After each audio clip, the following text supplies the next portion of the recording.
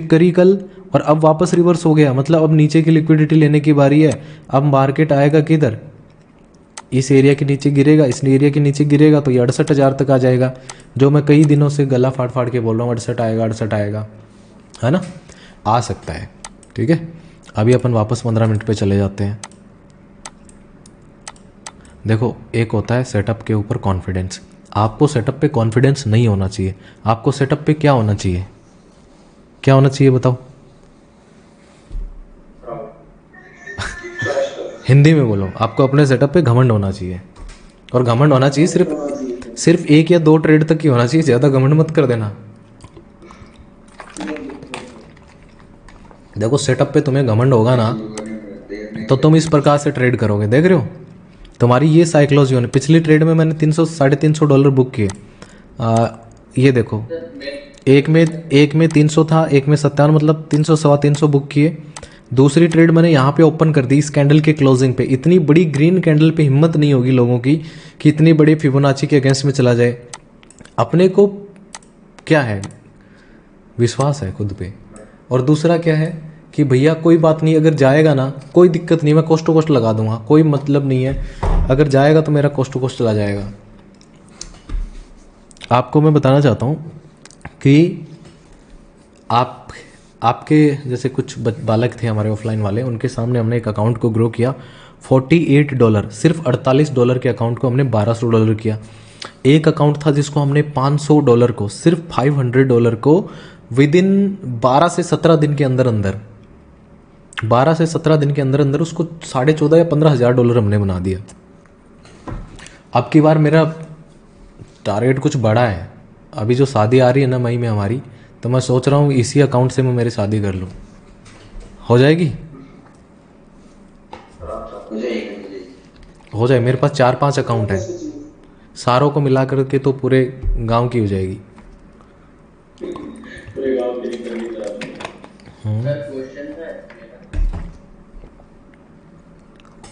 एक बार मैं कंप्लीट कर लेता हूँ, फिर आप क्वेश्चन पूछिएगा दादा, है ना।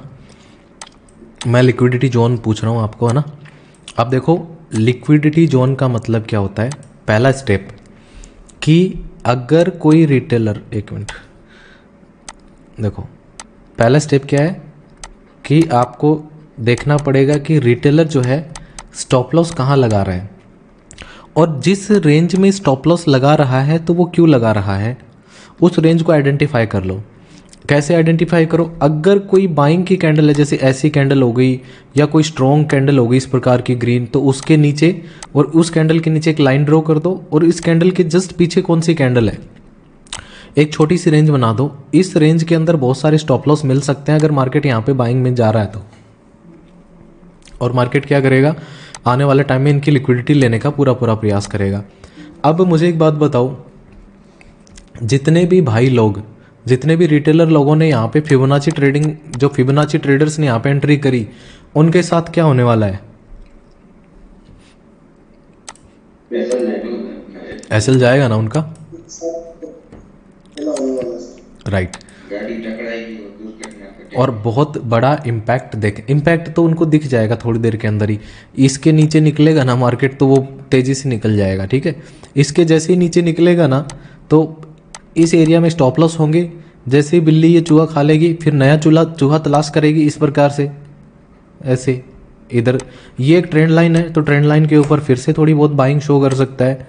Late me show you on 1 hour. See 1 hour के ऊपर अगर आप देखेंगे दोस्त, तुम्हारा जो एसएमसी का सेटअप है, यहाँ पे बाइंग है, यहाँ पे बाइंग है, फिर कल यहाँ पे बाइंग है, कल यहाँ पे बाइंग आ गई बढ़िया सी, है ना।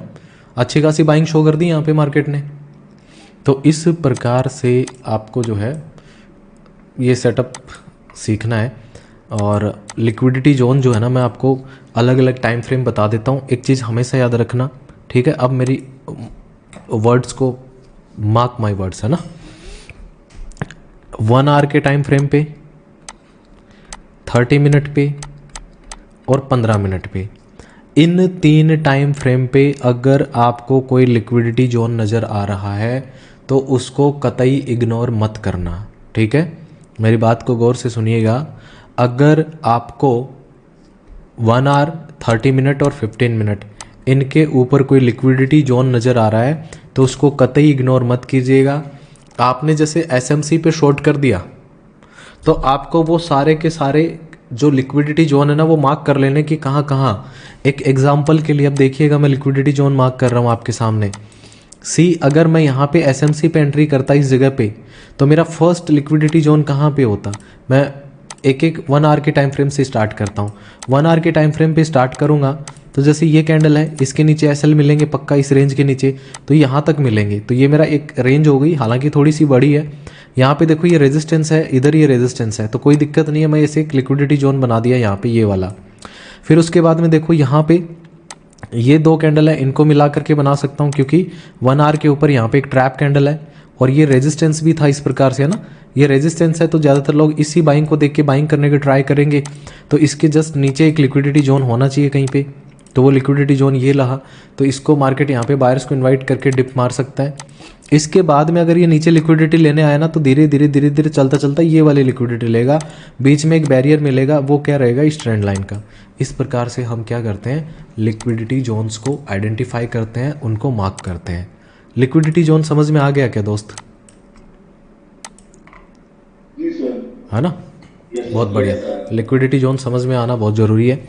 अब देखो यहाँ पे अगर आप 5 मिनट पे देखेंगे, मैंने मेरी एंट्री क्यों कर दी यहाँ पे, इस कैंडल के क्लोजिंग पे एंट्री क्यों करी, back to back 2 trap candle है। इसका मतलब बीटीसी अपनी जो ये ट्रेंड लाइन को ब्रेक किया, एक फेक ब्रेकआउट है, वापस नीचे आने का ट्राई करेगा। और अगर मान लो नीचे नहीं भी आया कोई दिक्कत नहीं है, मैं क्या करूँगा, छोटे से प्रॉफिट के अंदर बुक कर लूँगा, ठीक है। जैसे अब ये ऊपर जाने लगा ना तो मैंने इसको बुक कर दिया, मैं कहा कोई दिक्कत नहीं है। ऐसा भी हो सकता है कि रिटेलर्स को फंसाने के लिए एक डब्ल्यू पैटर्न भी बना ले यहाँ पे, है ना, डब्ल्यू का ट्रैप बनाए, साइडवेज रहे, क्योंकि ये लिक्विडिटी जोन है ना, ये लिक्विडिटी जोन यहाँ पे और ज़्यादा लिक्विडिटी क्रिएट करनी पड़ेगी मार्केट को, तभी एक बड़ी सेलिंग आ सकती है अब यहाँ पे, ठीक है। बड़ी सेलिंग के लिए क्या करेगा, हैमर कैंडल बनाएगा, ये कैंडल बनाई, ये बनाई, फिर इसके बाद में ये क्या करेगा, इसकी नेकलाइन ब्रेक कर सकता है डब्ल्यू की अगर नेकलाइन ब्रेक करता है तो लोग बाइंग में घुस जाएंगे, फिर हो सकता है दोबारा सेलिंग आ जाए और ये डब्ल्यू वालों को ट्रैप करके यहाँ पे फिर वापस सेलिंग के अंदर आ सकता है ऐसे करके। तो मैंने बना सकता है, कोई दिक्कत नहीं। अभी देखो 11 बज गए, वॉल्यूम कम हो जाएगा ना बीटीसी में थोड़ा थोड़ा, और ऑलरेडी अगर आप देखेंगे ना दोस्त, बहुत बड़ी सेलिंग कर चुका है मार्केट, 2800 पॉइंट, 3000 पॉइंट की। मैं यूट्यूब पे एक चीज़ बता रहा था ना कि मार्केट 2-3 हज़ार पॉइंट की सेलिंग करता है, तो ये 2,500-3 हज़ार पॉइंट की सेलिंग तो कर चुका है ये, है ना। तो अभी 3000 पॉइंट की सेलिंग है तो थोड़ा बहुत तो करेक्शन बनता है, तो अपन ने अच्छा खासा इसमें बुक कर लिया तो कोई दिक्कत नहीं है अपन को ना। ऑलमोस्ट पता कैसे चलेगा, पता अभी चलेगा 10-15 दिन बाद में। अब ये सेटअप कंप्लीट तो होने दो, फिर आपको सब पता चलेगा कि कब आएगी सेलिंग। सर जी, हाँ सर जी, लिक्विड जोन का जो कैंडल है सर, वो जो कैंडल है वो कैंडल दोनों सिर्फ 3 बार कैंडल या हैमर कैंडल ही होगा या दूसरा कोई कैंडल हो सकता है सर। क्या नाम है आपका, चिंतन पटेल जी, आपका नाम क्या है सर, मैंने पूछा। नाम ही नहीं पता यार, एक बार फिर से पूछेंगे, वही नाम क्या बताया आपने अपना। अभी मैंने थोड़ी देर पहले ही बताया था कि ज़रूरी नहीं है कि जी अमित जी, ज़रूरी नहीं है कि वो सिर्फ यही हो। अगर कोई बड़ी स्ट्रॉन्ग ग्रीन कैंडल भी है ना तो भी लोग उसके नीचे का स्टॉप लॉस लगाएं।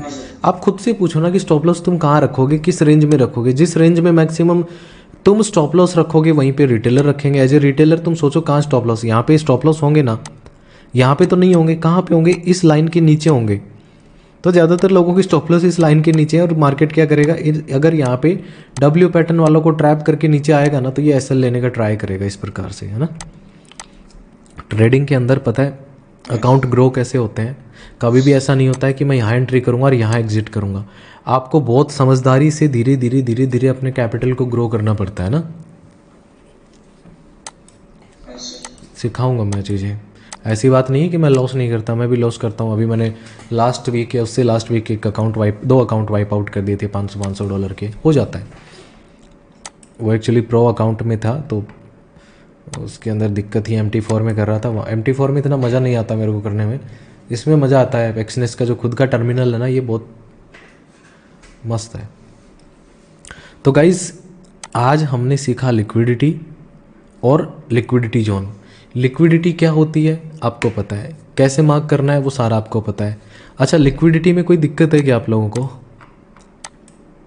थोड़ा एग्जांपल दिखा दीजिए लिक्विडिटी मार्क करने के। चलो ट्रेंड लाइन पे बिल्कुल बिल्कुल दिखाता हूँ। ट्रेंड लाइन पे दिखाऊं? तुम जहाँ कहोगे वहीं दिखा दूंगा। देखो ये बताओ, ये ट्रेंड लाइन आ रही है दोस्त? आ रही है ना? सर यहाँ पे देखो सेलिंग है, मैं अच्छे से बताता हूँ। देखो एक मिनट रुको,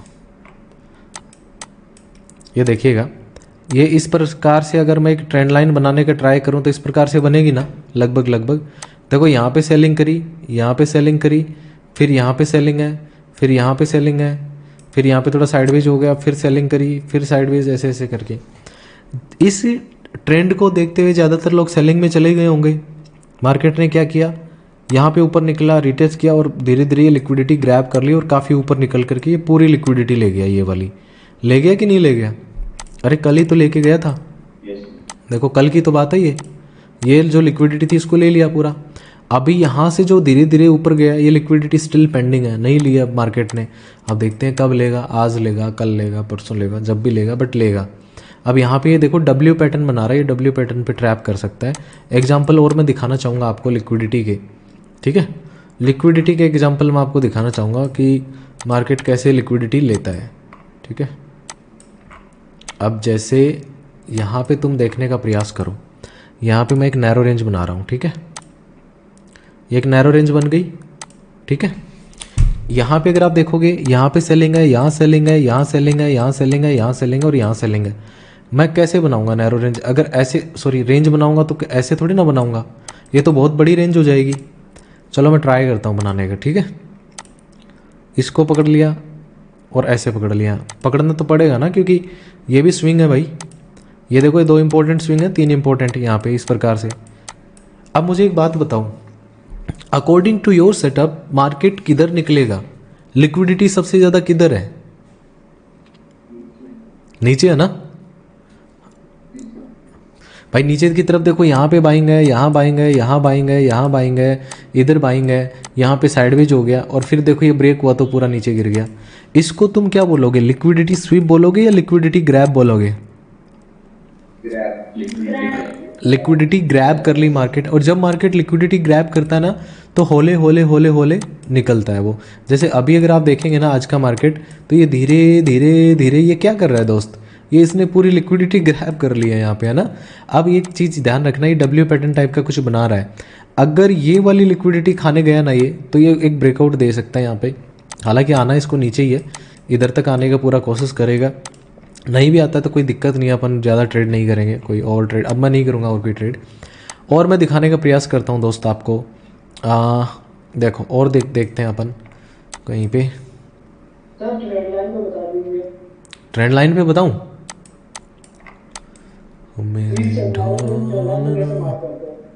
ये देख रहे हो भैया, यहाँ पे अगर आप देखेंगे, यहाँ पे सेलिंग करी, यहाँ पे सेलिंग आई, यहाँ पे सेलिंग आई और फिर इसके बाद में यहाँ पे साइडवेज हो गया। यहाँ पे आपको ऐसा नहीं लग रहा कि इसी लाइन से चिपक गया, बिल्कुल इसी के आसपास, और फिर यहाँ पे इसको ब्रेक करके निकल गया ऊपर की तरफ। इसके अंदर ना स्ट्रक्चरल ट्रैप मैं आपको दिखाऊंगा तो एंट्री वेंट्री सब बताऊंगा आपको, है ना? और भी मैं दिखाने का प्रयास करता हूँ आपको, एक मिनट रुकिएगा। ये तो पूरा का पूरा ही मतलब, ये इस एरिया में देखोगे ना ट्रेंड लाइन पे बहुत लिक्विडिटी है, स्टिल पेंडिंग है खैर ये तो। और देखते हैं कुछ अच्छे एग्जांपल अगर मिल जाए हमें तो।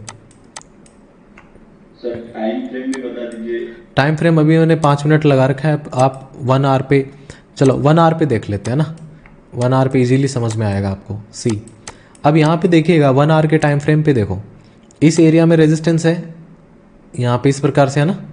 मैंने क्या किया, यूजुअली ये वाला जो लिक्विडिटी था ना तो इसको ले लिया, तो मैंने क्या किया, ये ऊपर वाला ही मार्क करके रखा था, सिर्फ ये वाला ना।